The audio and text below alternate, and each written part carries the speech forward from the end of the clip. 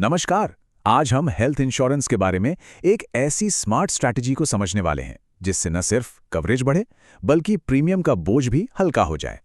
तो सवाल यह है कि क्या सच में ऐसा कोई तरीका है जिससे 10 लाख जैसा एक बड़ा हेल्थ कवर कम प्रीमियम चुका कर लिया जा सकता है? सुनने में शायद मुश्किल लगे, पर इसका जवाब है हाँ, बिल्कुल। और ये उतना कॉम्प्लिकेटेड भी नहीं है। चलिए देखते हैं कैसे। सबसे पहले ये समझना जरूरी है कि आखिर ज्यादा कवरेज वाले प्लान्स इतने महंगे होते ही क्यों हैं, है ना? किसी भी प्रॉब्लम को सॉल्व करने के लिए पहले उसकी जड़ तक पहुंचना होता है। देखिए, जब कोई सीधा सीधा 10 लाख रुपए का एक अकेला प्लान लेता है तो इसका मतलब है कि बीमा कंपनी पर पूरा का पूरा रिस्क है। चाहे बिल छोटा हो या बहुत बड़ा, सारा बोझ कंपनी पर है। और इंश्योरेंस का तो सीधा सा नियम है, कंपनी का रिस्क जितना ज्यादा, प्रीमियम भी उतना ही ज्यादा होगा। तो फिर इस महंगी प्रॉब्लम का स्मार्ट सॉल्यूशन क्या है? यहीं पर एंट्री होती है टॉपअप और सुपर टॉपअप प्लान्स की। यकीन मानिए, ये आपकी इंश्योरेंस की पूरी स्ट्रैटेजी को बदल सकते हैं। अच्छा, तो टॉपअप प्लान क्या है? ये एक ऐसी पॉलिसी है जो एक तय लिमिट के बाद ही एक्टिवेट होती है। इस लिमिट को कहते हैं डिडक्टिबल, मतलब वो अमाउंट जो क्लेम आने पर पहले बेस प्लान या जेब से देना पड़ता है। लेकिन यहां सबसे जरूरी बात यह है कि यह सिर्फ और सिर्फ एक ही क्लेम पर लागू होता है। और फिर आता है सुपर टॉपअप प्लान। ये भी डिडक्टिबल के बाद ही काम करता है, पर इसका सबसे बड़ा फायदा, और यही वो खासियत है जो इसे इतना असरदार बनाती है, वो ये है कि ये साल भर के सारे क्लेम्स को जोड़कर देखता है, किसी एक क्लेम को नहीं। अब इस स्लाइड पर देखिए, दोनों में जो मेन फर्क है वो एकदम साफ है। टॉपअप प्लान हर क्लेम को अलग अलग देखता है, मतलब हर बार क्लेम को डिडक्टिबल की सीमा पार करनी होगी। वहीं दूसरी तरफ सुपर टॉपअप प्लान साल भर के सभी क्लेम्स को जोड़ देता है, जो इसे ज्यादातर सिचुएशंस में कहीं बेहतर ऑप्शन बना देता है। चलिए, अब आते हैं सबसे दिलचस्प हिस्से पर कि असल में बचत होती कैसे है ना?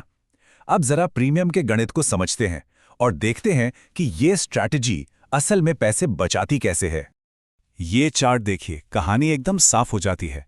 एक तरफ है 10 लाख का अकेला प्लान जिसका प्रीमियम है करीब 35,000 रुपए, और दूसरी तरफ 3 लाख का बेस प्लान और उसके साथ 7 लाख का सुपर टॉपअप, और इन दोनों को मिलाकर कुल प्रीमियम आता है सिर्फ 26,000 रुपए। मतलब कवरेज उतना ही पर कीमत बहुत कम। ये तो सीधे सीधे 9,000 रुपए की बचत है। तो इसका असल मतलब क्या हुआ? इसका मतलब है कि अपनी मेहनत की कमाई का लगभग 26% हर साल बचाया जा सकता है, और वो भी कवरेज से कोई समझौता किए बिना। ये बहुत बड़ी बात है। इस बचत के पीछे का लॉजिक बहुत ही सिंपल है।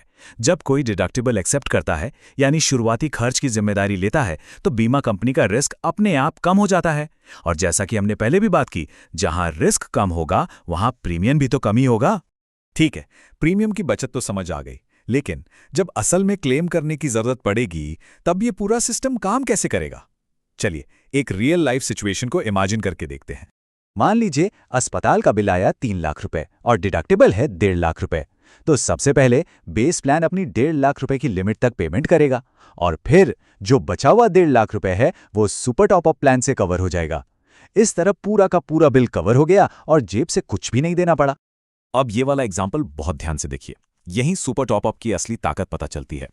सोचिए, साल में 3 छोटे छोटे क्लेम आए, 80,000, 90,000 और 1.5 लाख। टॉपअप प्लान के केस में क्या होगा? 1 रुपया भी नहीं मिलेगा। क्यों?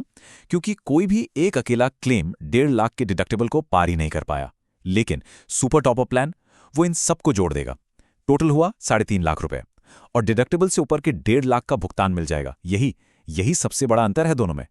तो अब जब हम इसके सारे फायदे समझ चुके हैं, तो खरीदने से पहले कुछ जरूरी बातों पर ध्यान देना भी तो उतना ही जरूरी है। इसे एक चेकलिस्ट की तरह समझिए ताकि एक सही फैसला लिया जा सके। कुछ चीजें हैं जिनसे सावधान रहना बहुत जरूरी है। पहला है डिडक्टिबल गैप, मतलब अगर बेस प्लान खत्म हो गया और सुपर टॉपअप शुरू होने से पहले कोई खर्च है तो वो जेब से देना पड़ सकता है। दूसरा, पहले से मौजूद बीमारियों के लिए वेटिंग पीरियड क्या है, ये जरूर चेक करें। तीसरा, रूम रेंट पर कोई कैप या कोई लिमिट तो नहीं है। और आखिर में पॉलिसी का फाइन प्रिंट हमेशा ध्यान से पढ़ें ताकि पता रहे कि क्या क्या कवर नहीं होता। तो एक स्मार्ट खरीदार बनने के लिए खुद से ये कुछ सवाल पूछने पड़ेंगे। जेब से कितना शुरुआती खर्च उठाया जा सकता है? अपनी और अपने परिवार की मेडिकल हिस्ट्री कैसी रही है? अलग अलग डिडक्टिबल्स चुनने से प्रीमियम पर कितना असर पड़ रहा है? और अंत में कुल प्रीमियम की तुलना जेब से होने वाले संभावित खर्च से करके देखिए कि सबसे बैलेंस्ड ऑप्शन कौन सा है। तो फिर एक आइडियल स्ट्रैटेजी क्या हो सकती है? देखिए, ज़्यादातर लोगों के लिए 3 से 5 लाख रुपए का एक बेस प्लान छोटे-मोटे या रूटीन के मेडिकल खर्चों के लिए काफ़ी होता है, और उसके ऊपर एक बड़ा सुपर टॉपअप प्लान किसी भी बड़ी मेडिकल इमरजेंसी से बचाने के लिए एक मजबूत सुरक्षा कवच की तरह काम करता है। तो अंत में सवाल खुद से पूछने का है, क्या किसी का हेल्थ इंश्योरेंस सिर्फ एक सालाना खर्चा है, या फिर वो अपने और अपने परिवार की आर्थिक सुरक्षा के लिए किया गया एक स्मार्ट इन्वेस्टमेंट है? इस पर जरूर सोचिएगा, क्योंकि सही चुनाव मन की शांति दे सकता है।